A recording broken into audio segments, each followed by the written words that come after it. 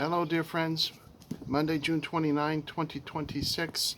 Going to be going over chapters 5 and 6 today in the book Christ or Collapse, The Case Against Godless Government by David Haskell. I apologize, I'm going to have to skip through so much. There's so much more that I'd like to share with you or to quote or to expand upon, but it would just take too long. I would have to make, 20 or 30 videos to cover this book to do it justice. But again, I highly recommend the book. I'd like to just point out a few quick points about it and to help you get an idea of what he's talking about and why it is so important for today. These are things that people are facing today. Chapter 5 is called How Contemporary Progressivism Harms Society. And so what I did was I just went through and I made some, sorry, where are we here? Yeah, I just made some little stick-em notes so that I won't forget to see what he's talking about. Now chapter 5 is a primer, not a primer, a real thorough handbook on the whole DEI concept. So if you're in a position where you're working for any government organization or para-government organization like a library or a hospital or something, or any large corporate entity that employs DEI principles, DEI training, this chapter is a must for you. DEI policies, DEI training is huge today in the workforce.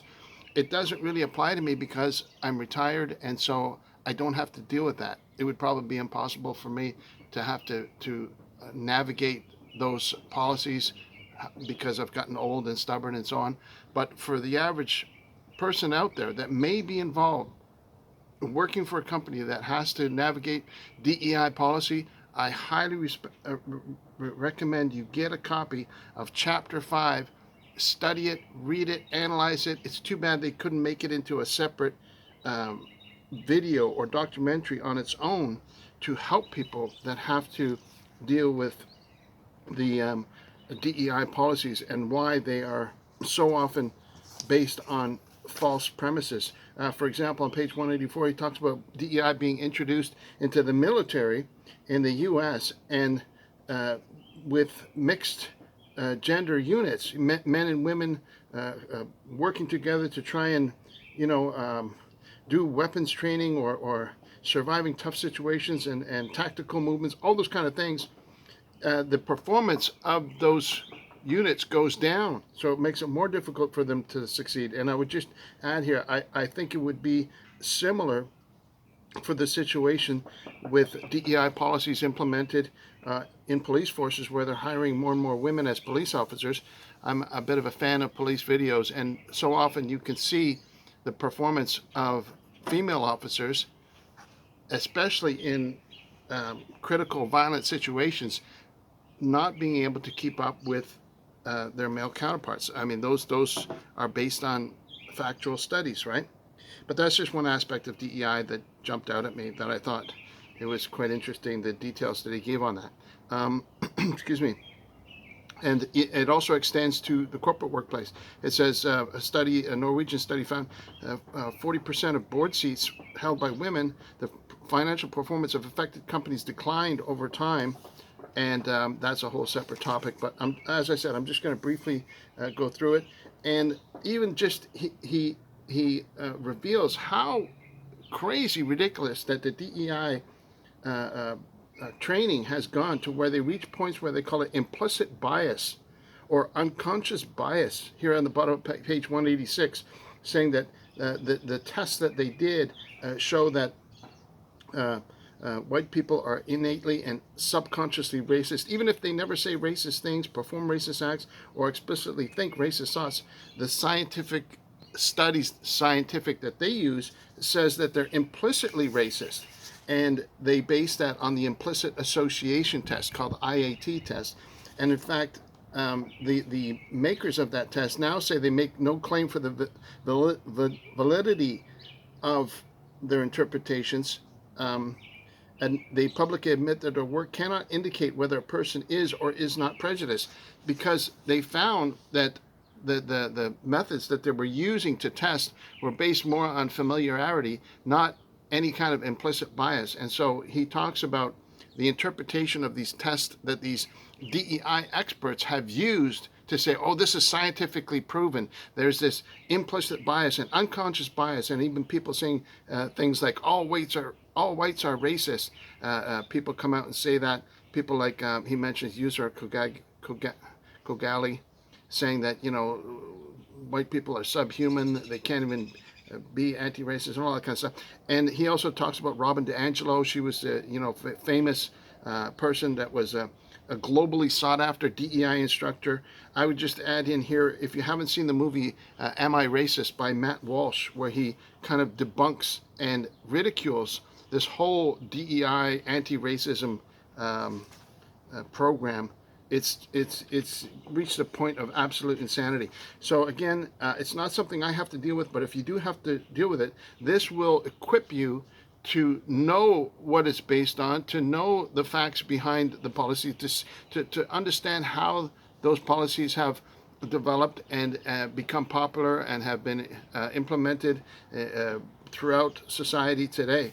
And all the different terms, systemic racism, disparate outcomes, and on and on and on. Those are very valuable facts to be aware of, rather than just having it thrown at you and not knowing where all this stuff comes from or what it's based on. And a good quote from 191, the evidence shows that geography, family influence, socioeconomic background, culture, and religion have a more significant impact on life chances than the existence of racism. That's a powerful quote to remember. So yeah, I'm just going to leave this because all this DEI, history of it, I'll just mention one part where you have the DEI policy in place, and you had an example. He uses a good example on page 201 of a school board trustee by the name of Carolyn Bushowski. She was a dedicated 20-year veteran teacher, and the school board brought in these books to give to students, and the books were completely perverted. And so she had an issue with it. She said, look, I want to show you what these kids are being exposed to in these books that we're putting into the libraries for them and into the public school system for them to have access to.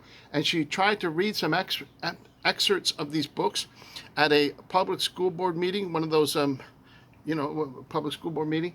And the chair of the school board shut her down, say that she was going to be breaking hate speech laws, and turned off her microphone. And he doesn't mention that person, but that person was actually Scott Pietkowski. He is a perverted individual that wants to bring these perverted teachings to children. That's his goal. And so he cut her off, tried to cancel her, tried to silence her. And just to follow up on the points that the author makes on that particular topic, she ended up suing the school board for $1.75 million, and she won her case. She settled out of court. I'm sure she got a very good settlement. And it's funny because, Scott Pietkowski turned it around and said, oh, you're trying to silence me now through this lawsuit. It is just despicable, the behavior of that individual. And now he is still presents himself as a school board trustee. I think he wants to run for Waterloo City Council. He wants to become a counselor. And so there you go. These are the type of people that want to put themselves in government positions of power so that they can promote their own perversions, their own ulterior motives to destroy the morality of the next generation. That's their goal. They always want to target children. They always want to target children with their progressive ideology. And that's something to keep in mind, that we have to pray for people that are school board trustees, that they're able to navigate these demoralizing efforts that are put forward by these individuals that are obviously demonized and completely reprobate when it comes to any kind of proper morals for children. So there's that. Although he doesn't cover it he just mentioned it as a side note, but I just wanted to expand on that a little bit for you. How are we doing for time? And so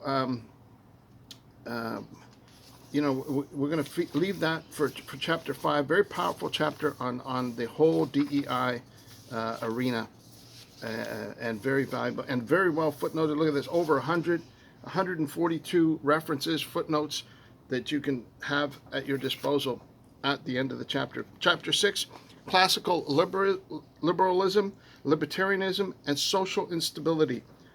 This chapter is a combination of an amazing history lesson and an amazing history of philosophy lesson as well. And I'd like to share with you just one paragraph here, if I may. The author talks about how we switched from classical liberalism more to traditional conservatism. And he says here, my earlier advocacy for a tame and toothless Christian I can't say the word, unfortunately. Constituency. My earlier advocacy for a tame and toothless Christian constituency, concerned mainly with inward change rather than outward societal transformation, stemmed from my uncritical belief in the myth of institutional and government neutrality. I'd accepted without question the idea that a neutral public square existed, or at least could exist, when in truth it never has. A government will promote a moral vision. Some things will be sacred, others profane. Some ideas will be elevated, others diminished. It's not whether morality will be promoted, but which morality will be promoted. And he goes and he gives examples of how government policy, later in the chapter, he talks about how government policy can affect the public perception of whether something is right or wrong based on what the government did or did not do about it. Sometimes they don't do anything about it, and it affects people's. And this is where I put here in the note, when there's no vision, the people perish. See, this is the thing as well, is that our Christian churches today have adopted this idea of not having any political opinion at all, and it fails because that vacuum gets filled. But let's move on quickly.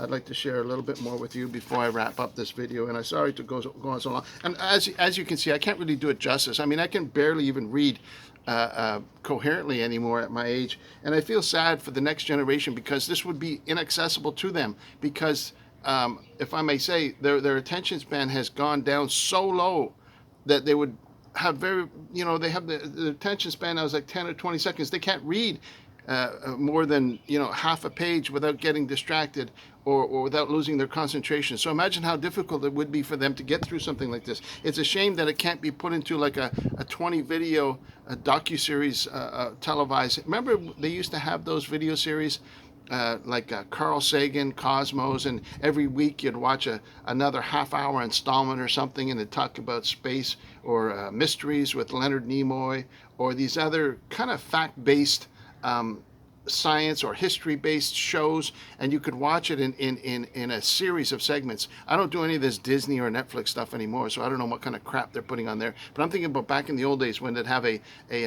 series of videos. If this could be put into a series, I'm sure AI could do it in a heartbeat, but that would be something that would be super valuable to have instead of me trying to explain it to you or the reader trying to glean all the good stuff out of it. It's not easy. It's not easy, and based on the volume of information that's in here, it's not easy.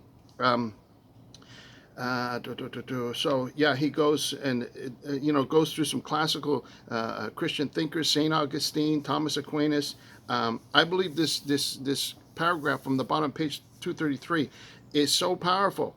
Let me just, if I can do it justice, if I can just briefly go over the attempts by modern secularists or Enlightenment thinkers to posit natural law without God, treating it as an entirely human discovery, are philosophically inconsistent.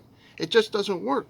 A moral law without a moral lawgiver reduces to subjective intuition or cultural consensus. Once the divine foundation is removed, natural law collapses into utilitarianism or relativism, unable to justify why some acts are objectively right or wrong. Across cultures and throughout history, in its original sense, appeals to natural law are de facto appeals to divine revelation. Even when God's name is not explicitly invoked, the framework relies on his existence, on the idea that there is a fixed moral order woven into the fabric of reality. That is a powerful, powerful paragraph to just chew on that and absorb that truth that comes out of that. But let's move on. This chapter is a powerful history lesson. It's a powerful history of philosophy as well. And then he moves on to his friend. He has a friend, Bruce Pardy, who's a professor of law, who doesn't like traditional conservatism, wants to be a classical liberal, doesn't want anything to do with God, and he addresses his arguments over the next number of pages. And that is very fascinating to watch, how he dismantles the arguments based on, moral relativism and classical liberalism and things like that. Page 240, again, amazing chapter, talking about history of philosophy. And then, I've seen this myself. I wanted to share with you a couple of points that came up here before I close off. What did I say here? Yes, the bottom of page 243. It's so powerful, right? The traditional conservative true freedom is the condition of being unbound from earthly masters, yet fundamentally enslaved to the transcendent master. For traditional conservative who are Christians, the transcendent master is, of course, Christ. Of course, he embodies all goodness and truth, and his goal is our fulfillment, to serve him. It doesn't end up being bondage. And he goes on to talk about, so if the Son sets you free, you'll be free indeed. That whole bottom half of that page 243, is divinely inspired and powerful to be aware of. And also the top paragraph of page 244, that's worth the price of the book alone. This paragraph, a powerful truth from page 244.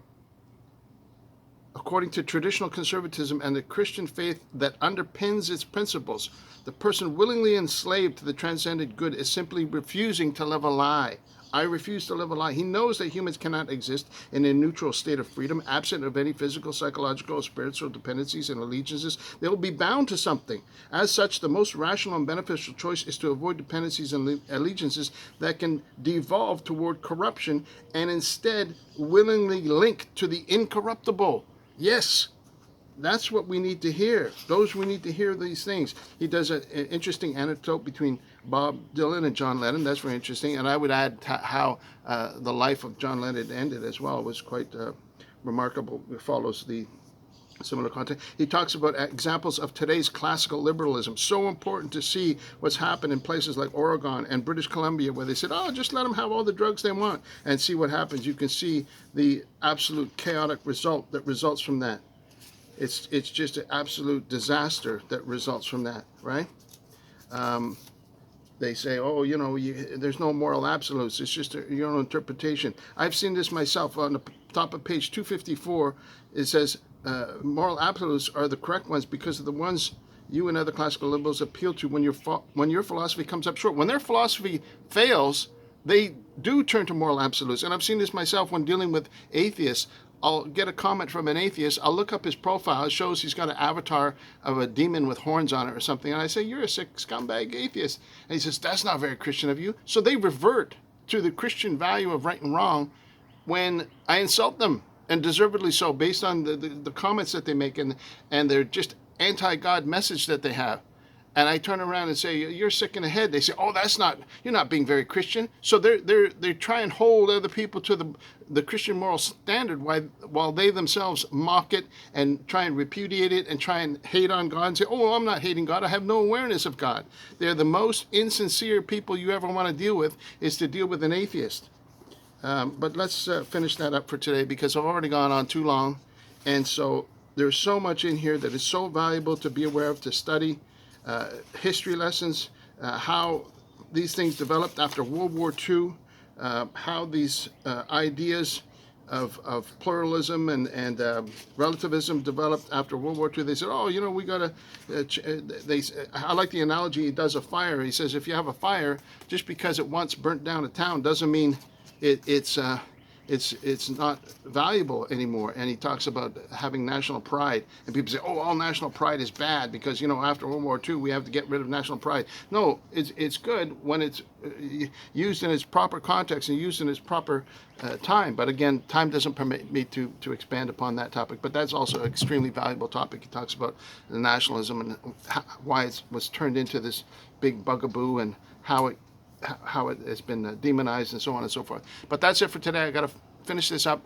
Got to move on. God bless you. Thank you so much for watching. I pray you're able to spend time with people you love, and we will talk to you again real soon. Take care of yourself. Bye for now.